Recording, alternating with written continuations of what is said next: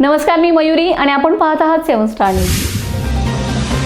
एकेकाळी मुलांना मैदानातून शोधून घरी आणावं लागायचं, पण आज त्याच मुलांना मैदानावर पाठवण्यासाठी पालकांना धडपड करावी लागते.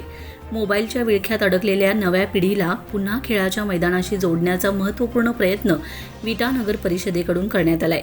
विटा शहरातील भवानीमाळ पाटील वस्ती शाळा क्रमांक 5 येथे साकारण्यात आलेल्या अत्याधुनिक बॅडमिंटन कोर्ट हॉलचे लोकार्पण खानापूर आटपाडी मतदारसंघाचे आमदार सुहास बाबर यांच्या हस्ते उत्साहात पार पडले.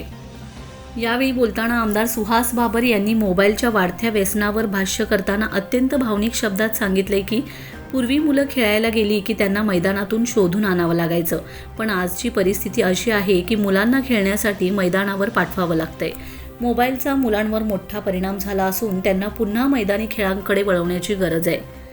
उपनगराध्यक्ष अमोल बाबर यांनी सांगितले की नागरिकांच्या सातत्यपूर्ण मागणीनुसार हा बॅडमिंटन कोर्ट हॉल उभारण्यात आला असून या ठिकाणाहून भविष्यात अनेक उत्कृष्ट खेळाडू घडतील असा विश्वास यावेळी त्यांनी व्यक्त केलाय.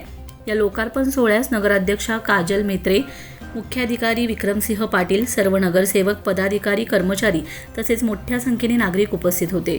मोबाईलच्या पडद्याऐवजी मुलांच्या हातात रॅकेट आणि पायाखाली खेळाचे मैदान देण्याचा हा उपक्रम विट्याच्या क्रीडा संस्कृतीला नवी दिशा देणारा ठरेल अशी भावना यावेळी उपस्थितांनी व्यक्त केली. आपले तहसीलदार सुद्धा एका वेळेला 50 किलोमीटर पाण्याची क्षमता आहे तहसीलदारांच्याकडे. आपले तहसीलदार कराडपर्यंत चालत गेले होते. आम्ही पण त्यांना फोन करून सांगितलं परत गेला तर तसंच कुठंतरी. आणि त्यांचं पण काय अभिनंदन केलं पाहिजे. तहसीलदार साहेबांनी सुद्धा खूप मोठं लक्ष या हॉलच्या डेव्हलपमेंटमध्ये घातले होते.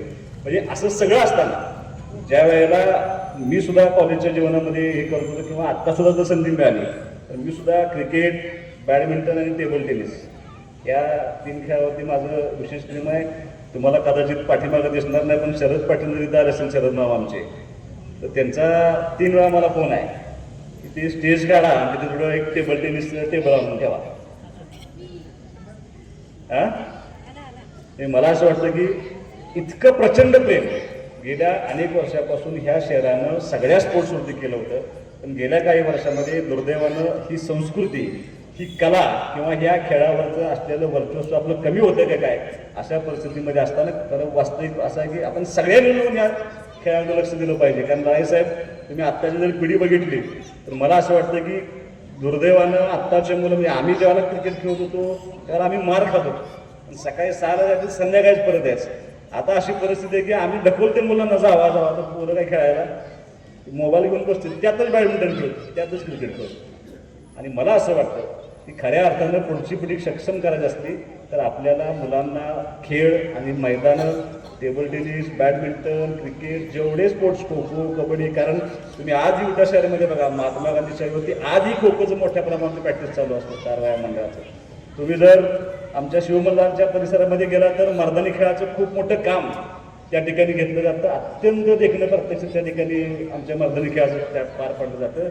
अशी संस्कृती असलेल्या आपल्या विटा शहरामध्ये खेळाचं महत्त्व अबाधित राहिलं पाहिजे. त्यासाठी आपण सर्वांनी एकत्रितपणे येऊन प्रयत्न केला पाहिजे असं माझी एक अपेक्षा आहे. मी 2-3 व्यक्तींची नावं मुद्दाम घेणार आहे. एक कृष्णा सगरे, जे आपल्या विट्यामध्ये राहून तिच्या अंडर 16साठी तिचं ज्या भारतातून 26 मुलींची निवड झाली होती त्याच्यामध्ये कृष्णा सगरेची त्या ठिकाणी निवड झाली होती. ती आपल्या क्रिकेटचं नाव, आपल्या शहराचं नाव त्या ठिकाणी गाजवते होते. दुसरं पृथ्वी बर्वे, जयदेव मुलींची कन्या, तुम्हाला पटणार नाही पण टेबल टेनिसमध्ये पॅराऑलिम्पिकपर्यंत तिनं मजल मारली होती. तिनं सुद्धा आपल्या विटा शहराचं नाव मोठं करण्यामध्ये तिनं प्रयत्न केला आहे. एक भिकवडीची मुलगी आहे, सानिका चाफ्या नावाची मुलगी, तुम्हाला किती लोकांना माहीत नाही, तर तिथे एक शिक्षक आहेत जिल्हा परिषदचे, समीर माने म्हणून. त्यांनी त्या सगळ्या भिकोडीमध्ये इतकं चांगलं खो खोचं मैदान तयार केले, इतकं जबरदस्त प्रॅक्टिस घेतली. गेले 5-7 वर्ष झालं त्या सगळ्या म्हणजे अंडर 14, अंडर 16, अंडर 19 सगळ्या मॅचेस ज्या मुलींच्या आहेत त्या देशपातळीवरच्या मुलींच्या स्पर्धा जिंकणारी आपली भिकोडीची टीम आहे. खो खोमध्ये सगळ्यात मोठे 2 पुरस्कार आहेत, एक इला आणि एक जानकी. ते दोन्ही पुरस्कार त्या सानिकाचा आपल्याला मिळाले. पण ते दुर्दैवानं आपण खरं बरेच दिवस मला संतोषाला सांगतायत की ह्या सगळ्या मुलांचा एकत्रित सत्कार झाला पाहिजे. मला असं वाटतं की आपण काहीतरी उपक्रम करून या सगळ्या ज्यांनी पूर्वी यापुढे या सगळ्या क्रीडा क्षेत्रामध्ये योगदान दिले ज्यांनी पुरस्कार आत्ता नव्याने मिळवले, ज्यांनी उद्याचं नाव मोठं करण्याचा प्रयत्न केला आहे, त्या सगळ्यांना एका ठिकाणी आणून आपण जर त्यांचा एकत्रितपणे सत्कार करू शकतो तर निश्चितपणे आपल्याला एक खूप मोठी संधी मिळेल असं मला वाटतं. तुम्ही एका गोष्टीचं समाधान आहे रायसाहेब, किंवा तुम्ही जर ज्या ज्या ग्रामीण भागामध्ये जाल, ज्या ज्या शहरात जाल, ज्या गावामध्ये संध्याकाळी मुलं व्हॉलीबॉल खेळतात ना, किंवा ज्या गावामध्ये सकाळी मुलं रनिंग करतात, सायकलिंग करतात, ते गाव थोडं व्यसनापासून अलिप्त आहे असं मानणारा मी कार्यकर्ता आहे.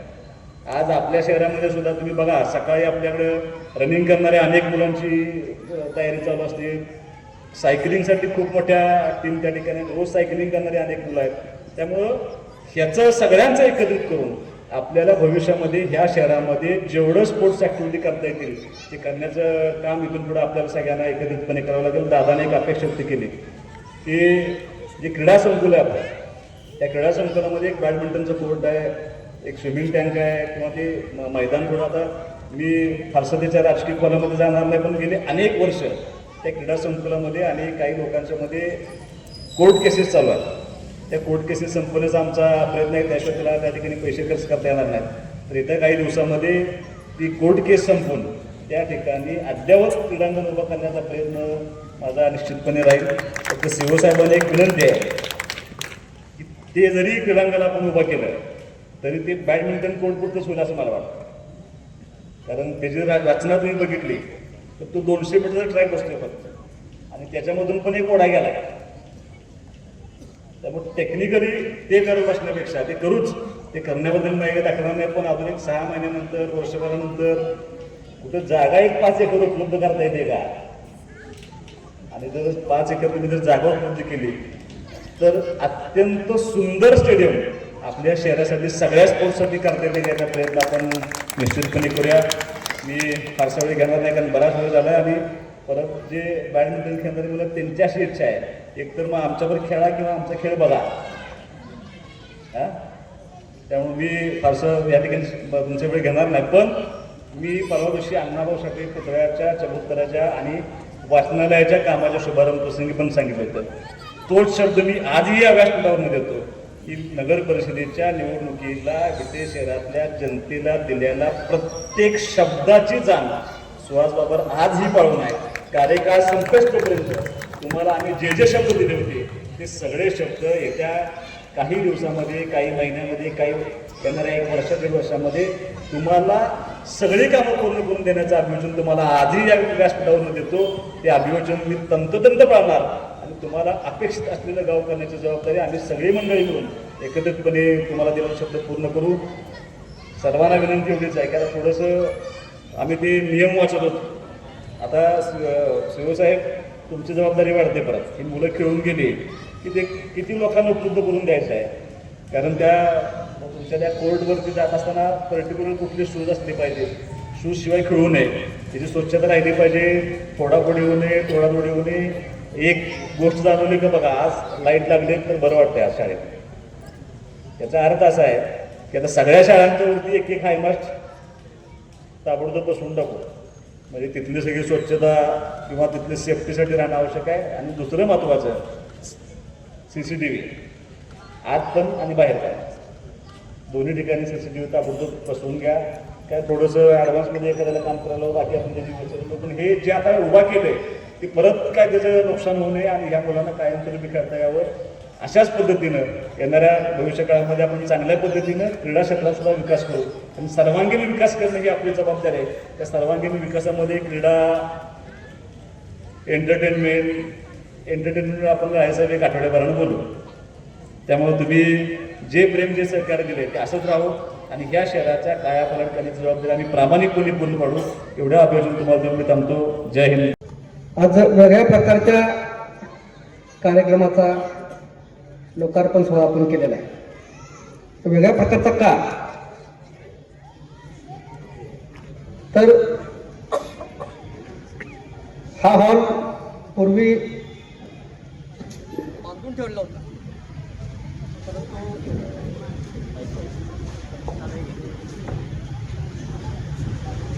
बांधून ठेवलेला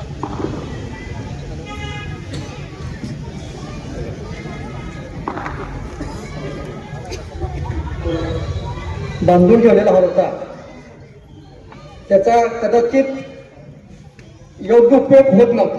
म्हणजे उपयोग होत होता, कदाचित लग्न झाले असतील किंवा काही कार्यक्रम झाले असतील, परंतु काही लोकांची मागणी अशी आली की ह्या हॉलचा उपयोग बॅडमिंटन हॉलसाठी करावा.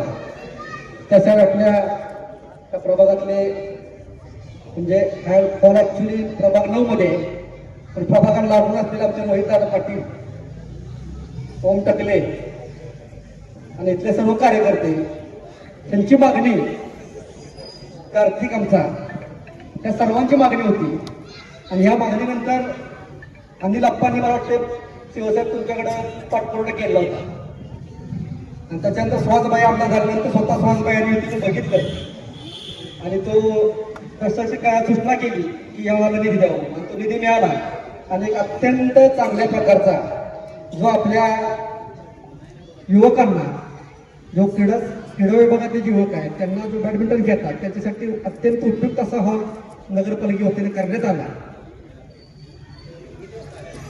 माझी विनंती एवढीच आहे की जे खेळाडू आहेत की हॉल आपण केलेला आहे, पण तो चांगल्या प्रकारे टिकवण्याची जबाबदारी ही जे वापरतात त्यांची आहे. तो हॉल चांगल्या प्रकारे वापरावा आणि इथं चांगले उदयोन्मुख खेळाडू बनावेत अशी अपेक्षा करतो. आणि ज्यांनी या हॉलवर योगदान दिलं त्यांचे मी आभार मानतो. आणि सुहासबाई तुम्हाला विनंती करतो, जसं आपण आता इथं हॉल केलेला आहे तसंच थोडं क्रीडा संकुलाकडे लक्ष द्यावं.